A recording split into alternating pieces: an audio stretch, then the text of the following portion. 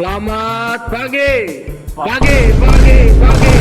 Salam Rahayu, salam TNI, salam Indonesia, salam NKRI, salam. Oke, Assalamualaikum warahmatullahi wabarakatuh. Kami dari kelompok 3, kelompok geografi. Hari ini kita akan menceritakan tentang What the dog doing? dunia, dan saat ini menyaksikan. Oke, terima kasih. Pengertian kerjasama antar negara adalah kerjasama yang dilakukan oleh dua negara yang bertujuan untuk mencapai di bidang politik, sosial maupun budaya.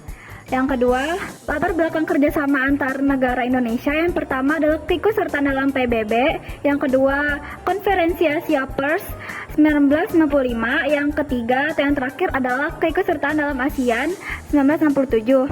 Tujuan kerjasama antar negara yang pertama adalah meningkatkan kesejahteraan rakyat dan menjaga stabilitas keamanan.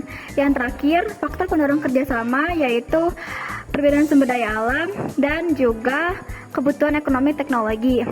Jenis-jenis kerjasama antar negara yang pertama adalah kerjasama ekonomi, yaitu kerjasama yang meliputi AFTA dan ekspor-impor. Yang kedua, kerjasama di sosial dan budaya seperti perdamaian dunia atau kerjasama regional. Dan yang terakhir, kerjasama di bidang pendidikan seperti pertukaran pelajar dan juga pelestarian budaya. Sekian, terima kasih. Nomor 5, dinamika kerjasama di Asia Tenggara. Pada tahun 1967, berdirinya ASEAN oleh 5 negara termasuk Indonesia untuk menjaga kestabilan kawasan. Pada tahun 1992, pembentukan AFTA, ASEAN Free Trade Area, untuk memperkuat ekonomi kawasan. Pada tahun 2000, penguatan kerjasama ASEAN di bidang keamanan, sosial budaya, dan ekonomi dalam menghadapi globalisasi.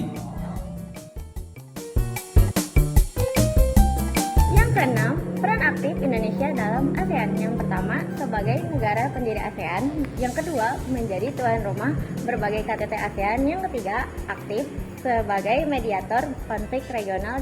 Yang keempat, mendorong kerjasama ekonomi dan keamanan kawasan. Yang ketujuh, pengaruh kerjasama terhadap ketahanan wilayah Indonesia. Yang A, meningkatkan stabilitas politik, kerjasama diplomatik, mengurangi konflik, dan memperkuat posisi Indonesia di dunia internasional. Yang B, memperkuat ekonomi lokal, investasi asing dan perdagangan, meningkatkan lapangan kerja dan pendapatan daerah. Yang C, meningkatkan keamanan wilayah, kerjasama militer dan keamanan, membantu menjaga perbatasan dan mengatasi kejahatan lintas negara. Yang kedelapan, contoh kerjasama Indonesia dengan negara tetangga. Yang pertama ada Indonesia-Malaysia, perdagangan dan pengamanan perbatasan.